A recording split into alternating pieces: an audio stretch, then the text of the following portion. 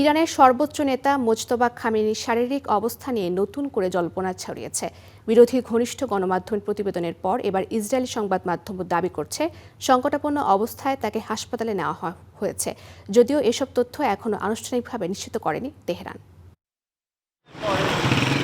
ইরানের সর্বোচ্চ নেতা মোজতবা খামেনির মৃত্যুর সঙ্গে লড়ছেন এমন চাঞ্চল্যকর দাবি করেছে ইরান ভিত্তিক বিরোধী সংবাদ মাধ্যম ইরান ওয়্যার। তাদের দাবি, তিনি অত্যন্ত সংকটাপন্ন অবস্থায় রয়েছেন এবং যে কোনো সময় তার মৃত্যু হতে পারে।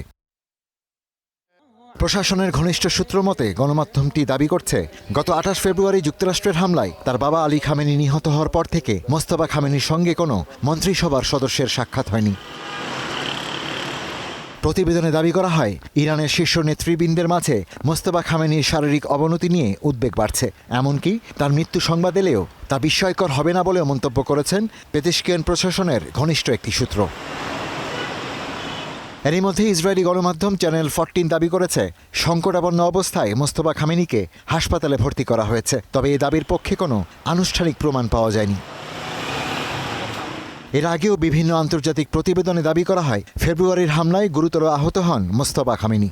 এরপর থেকে তাকে আর প্রকাশ্যে দেখা যায়নি। তার নামে শুধু লিখিত বার্তা প্রকাশ করা হয়। কোনো ছবি বা ভিডিও সামনে না আসায় তাকে আড়ালে রেখে চিকিৎসা দেয়া হচ্ছে, এমন জল্পনাও ছড়ায়। তবে এসব দাবি কোনোটি এখনও নিশ্চিত করেনি ইরান। এদিকে কয়েকদিন আগে রাষ্ট্রীয় টেলিভিশনকে দেয়া এক সাক্ষাৎকারে প্রেসিডেন্ট মাসুদ পেজেশকিয়ান বলেন, সর্বোচ্চ নেতার সঙ্গে যোগাযোগ করা বর্তমানে অত্যন্ত কঠিন। তবে তিনি কোথায় আছেন বা তার শারীরিক অবস্থা সম্পর্কে বিস্তারিত কিছু জানাননি।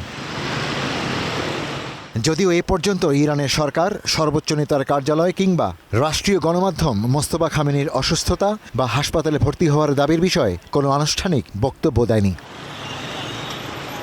Ishtiaq Hossain, star news.